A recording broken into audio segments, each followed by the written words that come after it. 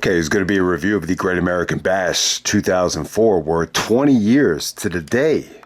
June 27, 2004, from Norfolk, Virginia, from the Scope. This is a very famous WCW arena. If you notice, I think, usually they would run the World War III pay-per-views from this arena, where they had the three rings. This ceiling looks really familiar. The attendance is 6,500.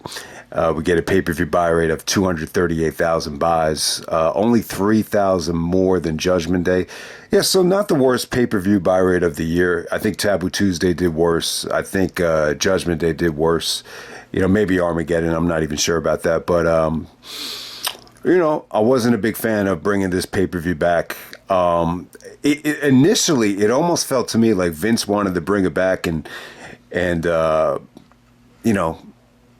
kind of make them suck on purpose. Like, that was like, for the first couple of years, I thought that was the whole point of it, just to kind of, dig the dagger even deeper into WCW. But no, the bottom line is Vince was a big fan of the name. He said that, it had a great ring to it. He says it on the Dusty DVD, if you don't believe me.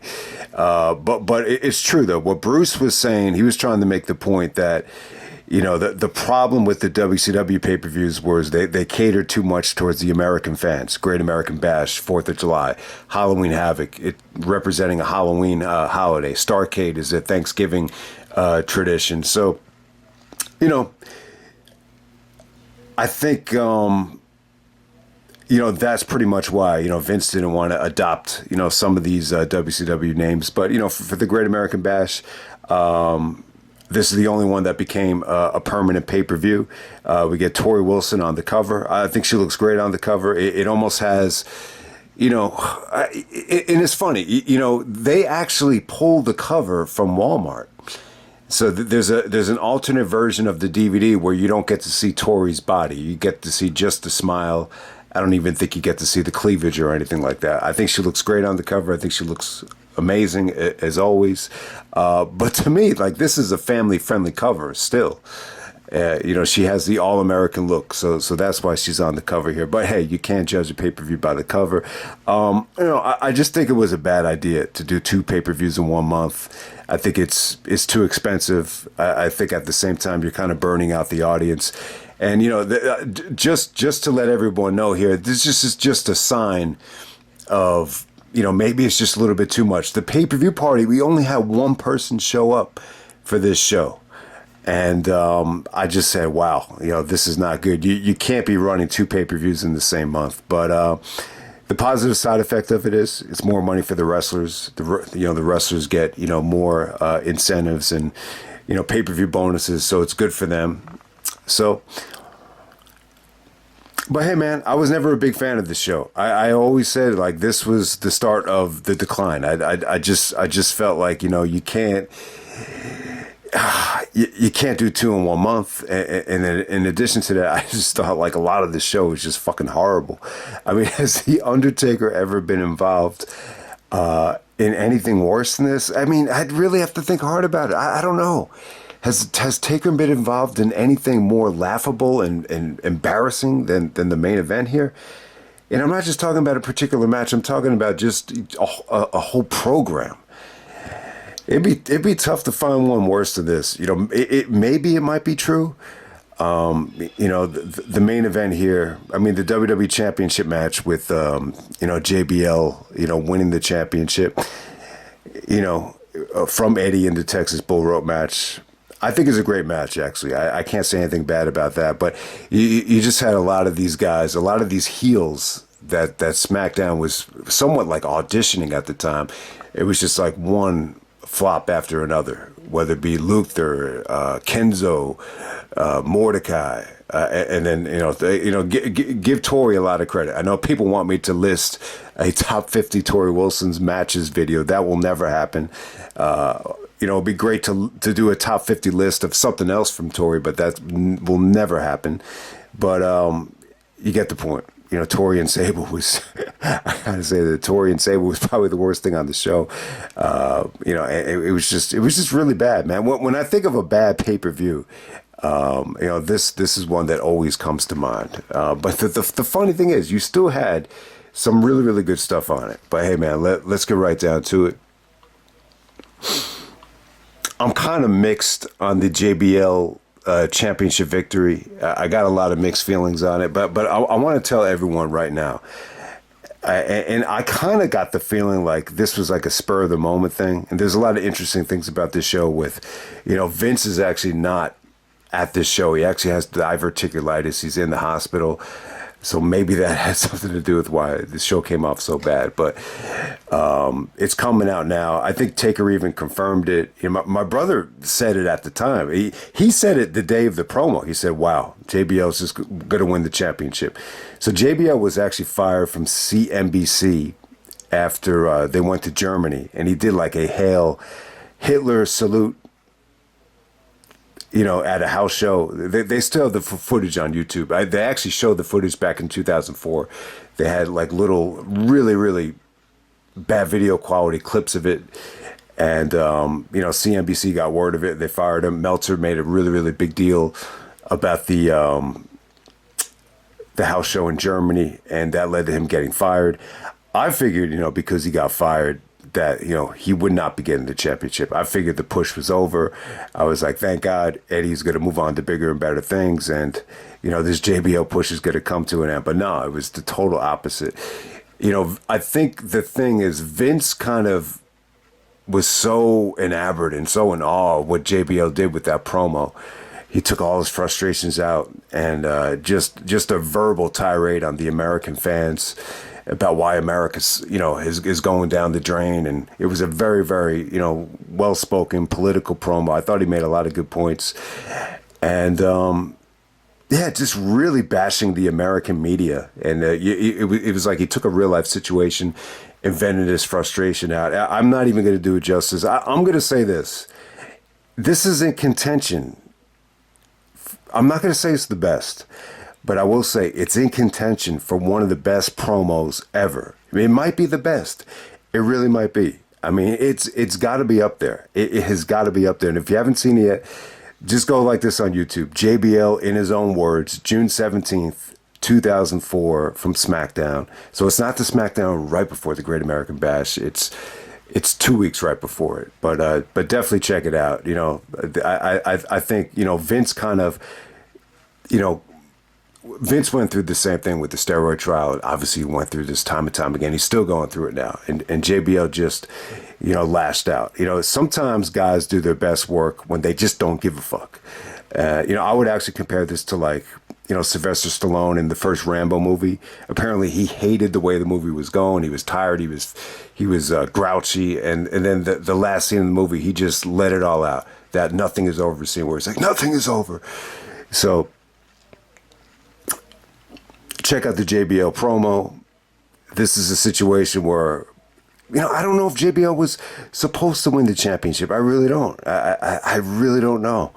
I mean, when I look back on it now, if you would have asked me, would you rather have JBL win the belt here or have Eddie, continue on this great, dream run that, you fantasize about? I would say I would still go with Eddie, but I'm not gonna, knock Bradshaw. Bradshaw, he went on to have, what a lot of people think is, one of the best heel reigns ever. And, you can't argue with the character. You cannot. I mean, he delivered so much great stuff. Most of it came on the mic. I know the guy is hit or miss in the ring, but it's really, really difficult to argue with giving Bradshaw the belt. I'll definitely say that. But hey, let's get right down to it. First match tonight, we got John Cena defending the United States Championship against Booker T, Renee Dupree, and Rob Van Dam. This is a fatal four-way elimination match for the United States Championship. Okay, so Cena actually does not have the United States title as a spinny belt yet. I don't know when the spinny belt came out. I thought it already came out by this point, but thankfully you don't get to see it here. But, give Cena credit. He was really, really over with the fans. I would say arguably, besides Eddie, he was the most over guy the whole night. And the battle rap was good here. He had some great lines. He was taking shots at RVD, saying the only thing RVD is going to be rolling is blunts. Renee Dupree had some great lines to him. He said, he's more of a bitch than Fifi, which is the little poodle that Renee Dupree would bring out. And what was funny about Booker T is if you've been watching this WCW series on Vice, they actually show Booker T as G.I. Bro. And Cena says he hasn't been shit since G.I. Bro. I beat him so bad he's a knee-high foe. Something like that, something crazy like that. So, yeah, Cena took some nasty shots at Renee Dupree as well. I guess he had a line about how he gets excited when he's around the seamen because he had the Navy in the house. That's right. So, yeah, it was a pretty cool promo by Cena. It kind of lasted forever, but it was good, though. It was really, really good. And all right, so this match kind of gets a lot of shit right here. One of the reasons why RVD felt a little bit like a little bit cold when he got to SmackDown, he was not under contract at the time. I think his contract actually expired the day of the Great American Bash, so he's still kind of, wrestling without a contract. I guess at this point, who knows? Maybe if he had signed a contract as soon as he got drafted to SmackDown, maybe they would have gave him, some better stuff to do. Because this run that RVD had on SmackDown in 2004 was just like, you got to be kidding me. I mean, RVD is finally on SmackDown, and it's almost like he's like way underneath JBL at this time. It just felt like JBL overshadowed him just as hard as Triple H did. It felt the same exact way, which is crazy. All right, so I think the match is okay. I think Renee Dupree kind of brought it down. It was a little bit awkward. It was a little bit weird. Cena was really over. RVD goes for like 2 frog splashes. Cena, eliminates RVD after he's a little bit, groggy on the second frog splash. Cena actually FUs Renee Dupree. Booker actually hits the leg scissors on Cena, and then he pins Renee Dupree, kind of seizing the opportunity there. And then it comes down to Cena and Booker. You get a one-on-one battle between them, and it was pretty good. It was good. Booker was really, really animated out there, and Cena dodges the leg scissors and hits him with the FU and retains the United States Championship. I mean, it was okay. I expect a little bit more out of this. When you see RVD and Booker T and Cena, in the same match, I think you would have expected better. Renee, I just don't think, he was another guy on the show. There was just so many heels at this time that they just,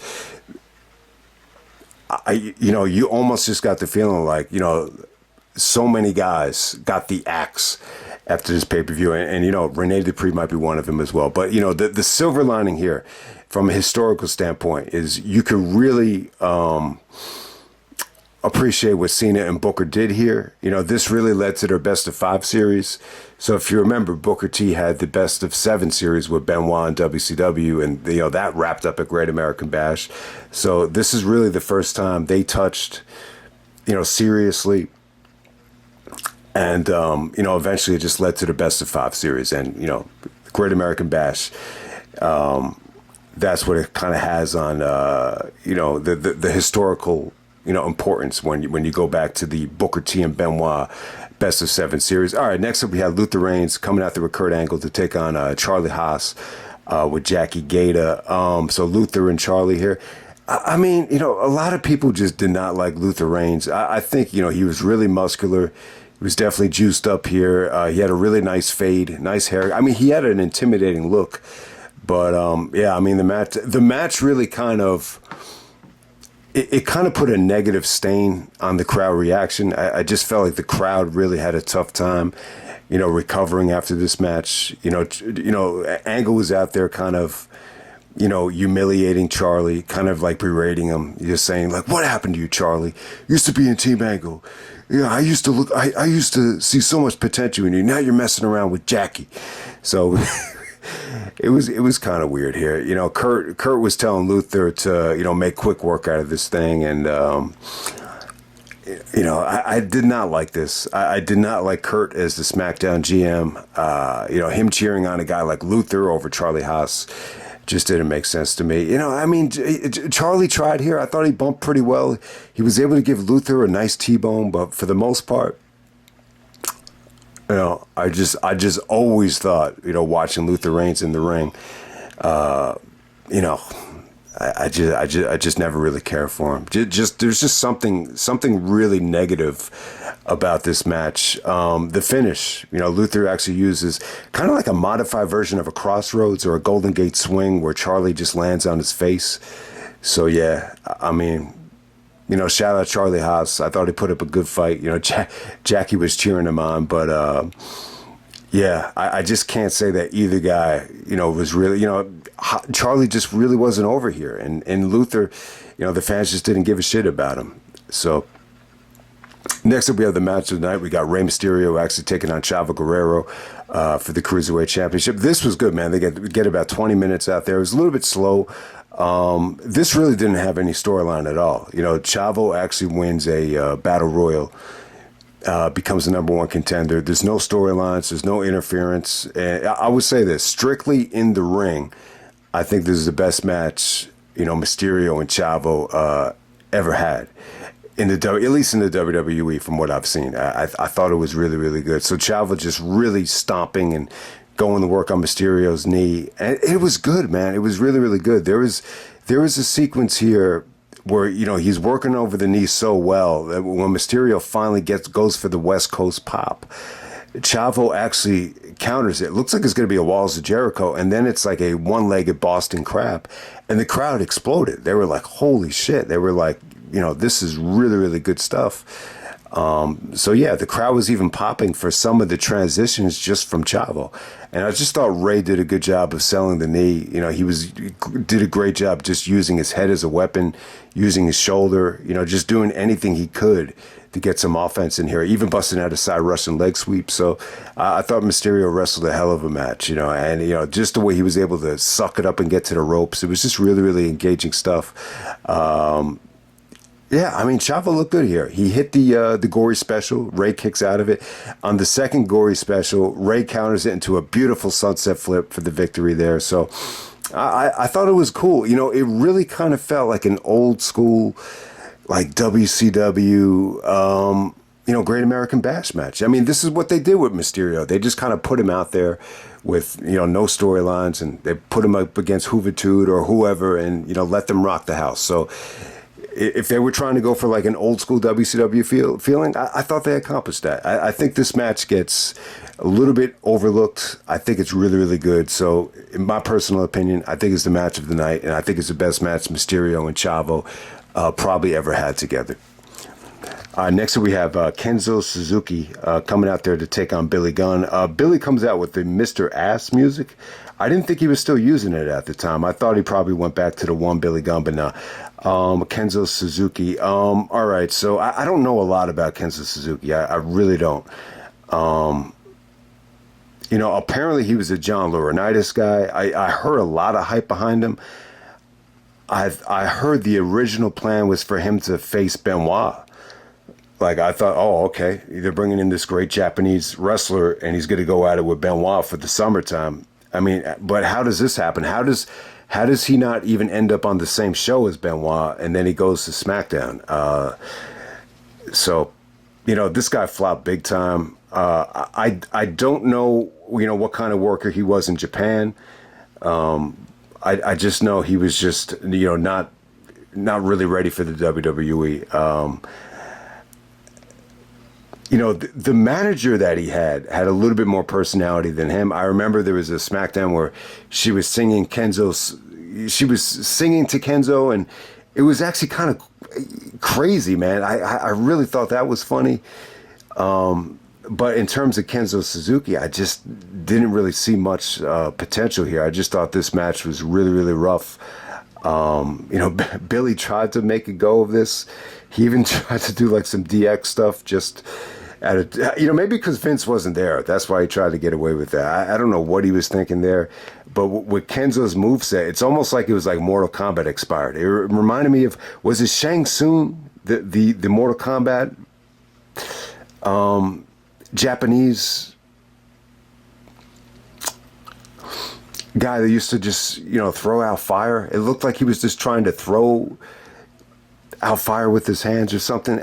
It was really, really weird, man. I just, the finish was really, really awful. It looked like he was trying to go for like an inverted DDT, and it was just really, really poorly executed. So this is just another match that I just don't think should have been on a pay-per-view. I mean, it's just, it's funny, man. Some of these, it's really, really funny because some of the presentations here, whether it be for, obviously Luther has Angle backing him, and then you got Kenzo, and then you got Mordecai.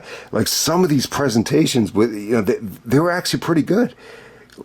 Like when they first promoted him, I'm like, oh man, holy shit, who's this guy from Japan? I hope he's good. And it's just the total opposite. He actually did hit Billy with that low blow where he's trying to shoot out the fire or whatever the hell he's trying to do for Mortal Kombat. But we're going to move on here. We got Sable actually taking on Torrie Wilson. It was pretty bad, man. I mean, if this was a thong show or a bikini contest or, something else, it would have been really, really cool.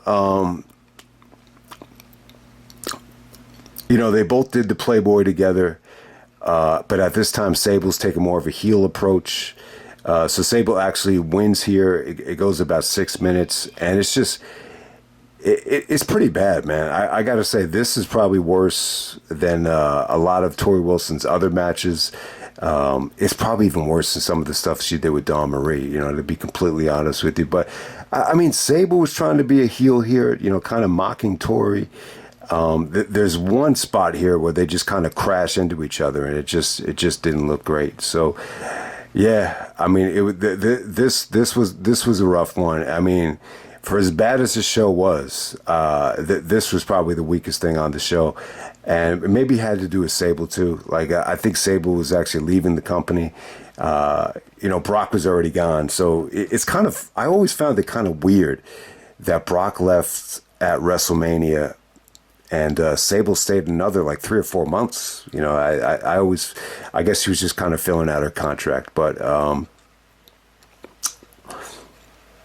next up we have Mordecai actually taking out Hardcore Holly. And, I would say this. It's not as bad as the Kenzo match. It's really not as bad as the Luther Reigns match. Hardcore... he came into this match like trying to teach Mordecai a lesson. He's very, very stiff with him on purpose. He hit him with some stiff clotheslines. I thought the finish was pretty good, though. Holly's going for the Alabama Slammer, and then Mordecai just kind of nails him in the ribs, and then he hits him with the Razor's Edge. I think at the time he was calling it like a crucifix bomb or something like that. So Mordecai gets a victory here over Hardcore Holly. It wasn't the worst thing in the world. I think when you look back on it, the Mordecai thing was pretty. It seemed like it was going to be pretty cool, but once this dude got into the ring, the magic just wasn't there. And give Hardcore Holly credit. I think he still had a little bit of juice. When he was about to come back and take on Brock, I think there was a lot of excitement, but clearly that had died down big time after what happened at the Rumble. So it's almost like Hardcore is back to just being like a jobber at this point. Jesus, yeah, I knew this review was gonna suck, and but hey, man, at least we have this match. We got Eddie Guerrero actually taking on John Bradshaw Layfield. This is a Texas Bullrope match for the WWE Championship. So JBL gets to pick the stipulation. Video package was cool, but the funny thing is, it didn't really capture any of JBL's great promo from Smackdown, where he's kind of airing out his grievances against CNBC and the political stuff. He actually referenced Sean Penn and Saddam Hussein, and the media actually covering that in a positive light. Him just kind of showing how the media, the American media, just has it all twisted. It was really, really good, but they didn't really focus on that. This is more about JBL and Eddie here. Eddie actually, hijacks Bradshaw's limo, and how Bradshaw's wants, he he's always promoting that his home is New York City because that's the home of the stockbrokers and the people on Wall Street. So Eddie Guerrero steals the limo. He said, we're going to go to New York City. But no, we're not going to New York City, but I'm going to take you on a ride. It's going to be better than Disneyland. He just totally destroys the limo. I mean, that's really the only thing that happened. And so JBL said, you made it personal, Eddie. You know, I'm going to pick the stipulation. It's going to be a Texas bullrope match. And blood is good. We're going to bleed buckets at the Great American Bash. So it was cool. It was a good video package. I thought the one at Judgment Day was a little bit more heated. I thought it really made you want to see, you know, Eddie, you know, destroy Bradshaw. But this was still good, though. So we get the return match from Judgment Day. And I thought the match was really, really good. I think it holds up well. I don't think it's as good as Judgment Day. I think the stipulation was fun. It was pretty fun. You know, the stipulation is here. You have to touch the turnbuckle, you know, 4 times. And if you can stop him, if you can stop your guy from touching the 4th turnbuckle and pull him back, then it resets. I think it's a red light and a green light. I think it's a red light for Eddie, and I think it's a green light for JBL anytime they touch the turnbuckle. And the rules are, you know, you could touch the turnbuckle with any part of your body, and that comes into play with the finish here. But he was good. There was some relentless, you know, whips with the bull rope. I thought it was brutal. You know, Eddie did the 3 amigos. You know, he got Bradshaw off of his feet. There was a really nasty, ugly table bump by Eddie where they're trying to, you know, end the match by hitting the turnbuckles, and somehow, some way, Eddie and Bradshaw are right on the edge of the ring apron, and Bradshaw wraps Eddie's neck with the bull rope and just throws him off onto the announce table. The table doesn't break, and then he power bombs him. But it's a crazy spot, because Eddie could have broke his neck there, and thank God he's okay. They play off the Judgment Day chair shot. This time it's Eddie giving Bradshaw the chair shot in the same exact spot, and Bradshaw bleeds a lot. He definitely does. This is actually a DVD bonus with him getting stitched up. He lost a lot of blood, but yeah, it's an unprotected chair shot. I want to say it was harder, but it was pretty nasty. It was a great chair shot right there. So, and then the ending here, you know, they're just kind of, it's good. You know, Michael Cole even said during the match that, wow, this is pretty fun. And there's just a lot of drama with them stopping each other from getting to that 4th turnbuckle just by just kind of sliding out of the ring or just really yanking the rope back. So it's brutal stuff. I thought it was pretty engaging. You know, you could argue that it was a little bit slow paced at certain points. So here's the thing here. So the original finish, I think Bruce produced this in terms of the storyline here and the stipulation. Like originally they wanted to go with a finish from Harley Race and Wahoo McDaniel. I think it featured Harley Race actually cutting the rope. And you know, apparently like the mindset was, or the thought process was, that's the whole point of it being a Texas bull rope match. So when JBL wins, you know, he comes off like a badass heel, like that type of thing. But apparently Vince from the hospital did not like the finish. He hated it so much that, you know, he said, you know, call up Dusty. And even though Dusty Rhodes is in TNA, he said, you know, call him up. And apparently Dusty, you know, gave them the idea for the finish. No one was really happy with the finish. I mean, the finish isn't great, but, you know, the silver lining is, you know, you get the title off of Eddie without him even getting pinned. So in a way, it makes Eddie Guerrero a big sympathetic babyface. And when Eddie lost the belt here, you know, the fans were giving him a standing ovation. They were cheering his name.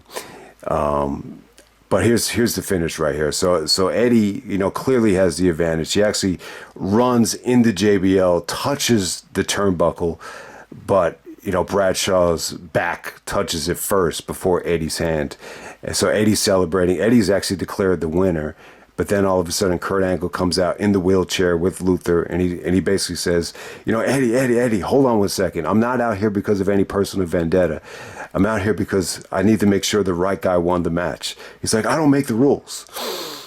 And they show the replay. They show Bradshaw. His back touches first. And then Angle, with a lot of emotion, with a lot of joy, says that the new WWE Championship is John Bradshaw Layfield. And I got to say, man, JBL's celebration here,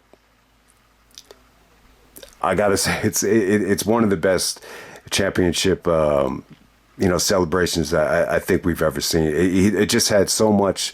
It's almost like an evil laugh. It really is something to see. It felt real. It felt like he really was like proud of himself that he did it. Like it almost came off to me like this was not originally the plan. This just kind of happened. Him getting fired, him cutting that great promo, and then he finds himself champion. He just let it all out. It's really something to see the way he celebrated. So definitely check it out if you haven't yet. I think the match holds up well. I think it deserves more credit. I think it's a 4-star match. I mean, the pay-per-view has 2 4-star matches, so I'm not going to rate it like a 1 or a 2. But all right. But hey, man, Bradshaw's the new champion. I mean, at the time, I hated this. I really wish that Eddie did not lose the belt. And it's funny, like some of the guys I watched the show with, they were actually cool with Bradshaw winning. They actually felt like it was something different. And I was just like, no, Eddie Guerrero should keep the belt. But, you see the look on Eddie's face after it's over. It's like he looks deflated. And it's not the only time. I think you saw it at Armageddon as well. I think Eddie really thought, I think Eddie thought he could win it back. And it was just tough. And when it kind of set in that, he's not going to win it back anytime soon, it just, it might have got a little bit depressing. But I do think Benoit took losing the belt harder, though. I really do when I look back on it. But, rest in peace, Eddie. I wish Eddie could have kept the belt longer. I really do. But, but look what it took. It took one of the greatest promos ever. It really did. That promo that JBL cut, I'm not gonna lie. For as much as I love fucking Eddie Guerrero, that promo was insane, and it holds up well. And trust me, when you're talking about like some of the best promos that you will put above that, I just feel it's longer, it's more layered, there's better subject matter, it's real heated emotion. I mean, there was actually some "you got fired" chants here. I mean, there were situations in the past where, someone gets fired from something, and WWE will punish them even more. I'm sure that's happened. This was the total opposite. This was him getting fired actually worked to his benefit, because Vince was able to, Vince apparently just loved the promo. Taker even confirmed it as well. I think Taker even said, if he had to pick one guy that's the most underrated out of his 30 years of working in the business, his pick would be JBL, which is ironic because they did the wave at the SummerSlam match. But all right, we're going to move on to the main event. We have a handicap concrete Crypt match. We got the Undertaker taking on the Dudley Boyz with Paul Heyman. So the storyline here is that Heyman wanted Taker to do the right thing. So if you haven't seen this yet, Paul Bear is in this glass, and Heyman could actually press down on this handle, and then it could fill up this glass container or glass cubicle with concrete. Apparently, the footage that you see on the Tron and on the pay-per-view, that's a Paul Bear. But the guy that actually gets filled up with concrete, apparently that was actually a stuntman dressed up as Paul Bear. So that's how it is here. But hey, let me give credit to the Dudley Boyz here. I think that's what kind of gets lost here. The Dudley Boyz, this is their first ever, they main evented Invasion. I'm sure they main evented other pay-per-views, One Night Stand.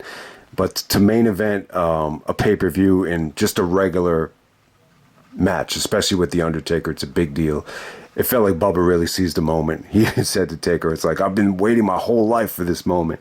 You know, Taker was supposed to lie down for the Dudleys, and, you know, Taker is supposed to do the right thing by Heyman. And it's funny because, you know, let's keep in mind, Taker, this isn't the first Great American Bash that Taker and Heyman had history at. You know, Heyman actually managed Taker when he was Mark Callis at Great American Bash 1990. And, you know, now you have this over-the-top stipulation here in 2004. But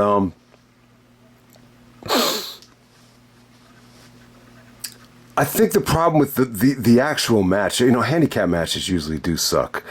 But Heyman was annoying as hell here. And by the way, Heyman actually looks sexy compared to Paul Bearer. I mean, it's crazy. Paul Bearer just looks really, really obese, really, really overweight. Heyman actually looks in good shape compared to Paul Bearer, which is funny. But, you know, Heyman is really on the mic throughout the whole match and really talking shit and just calling Undertaker sir and, you know, do the right thing. That it really kind of kept the match from, you know, developing any sort of continuity or any sort of rhythm. It was just, I just thought Heyman constantly barking on the mic to Taker and him threatening to pull the plug on the concrete really, you know, gave them a tough time. I just don't think the Dudleys ever gotten to much of a rhythm. There were some, like, we want table chants.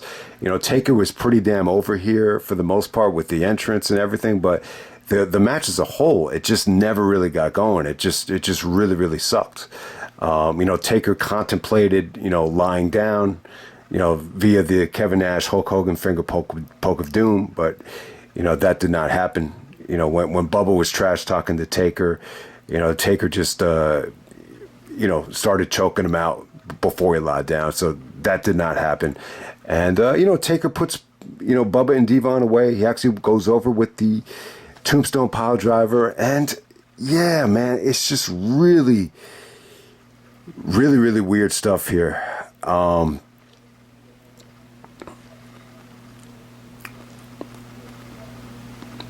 There's actually like some pyro, some like lightning pyro that keeps Heyman from, you know, filling up the glass cube with concrete, and then Taker on his way out. You know, he's victorious, and you know, so basically he saves Paul Bearer, but on the way out he says, "I'm sorry, Paul. I got to do what I got to do," and then he fills up the glass with concrete, and you know, so you know, it was what it was, man. This is really, really.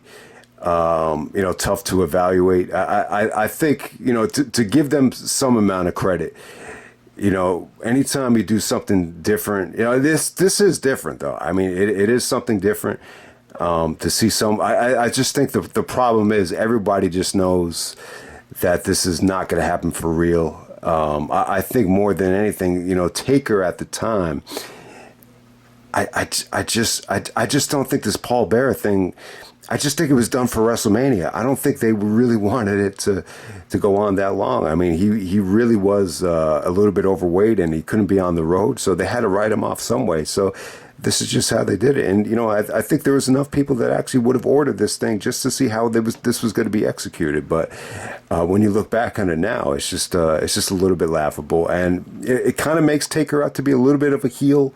But at the time, I think Vince wanted Taker to be more of like a tweener, you know, someone that had more of an edge to him. But I don't know, man. I'd have to say though, in terms of not the opponents, the Dudleys. Obviously, the Dudleys are not nowhere near some of the worst workers that Undertaker's ever been in the ring with. But the whole program, the program as a whole, with the stipulation and, you know, Heyman's involvement and Paul Bearer's involvement and the execution of the actual concrete, and I don't know, man. Has Taker ever been involved with something worse than this? I mean, you could find worse opponents. I'll give you a worse opponent, Giant Gonzalez. But in terms of like a storyline or an angle or a gimmick match or a stipulation, has he been involved in anything worse than this? I don't know. I really don't know. I'd have to think hard about it. I'm sure that he has. But this might have to take the cake. I mean, it really, really might. But I'm sorry, guys. I know that was a tough one. I've always dreaded this show. I've always, you know, hated a lot of this show. I always used to bring this up when we would use a show as a pay-per-view that you just fucking hated. This would be it. This would be the Great American Bash 2004, and they always seem to suck. I think they got better as they went on. I think 2005 was not that much better. I think 2006, I don't even like that show either, but, you know, 07 and 08, I'm sure they were better than 04 and 05, which is ironic, but I think they really were. But this 2004 one, I think because of the stipulation of the main event, and you just have so many heels that flopped here. And this is why you had to put the belt on Bradshaw. You really just didn't have like any top level heels like for Eddie to work with. Like you just really didn't. You know, Luther flopped. Renee Dupree flopped. Kenzo flopped. Mordecai flops. You know, Sable's going to stay at home with Brock, so she's not really a heel anymore. So you had to go with JBL. So I'll end it right there, man. That's Great American Bash 2004, and I'm out. All right.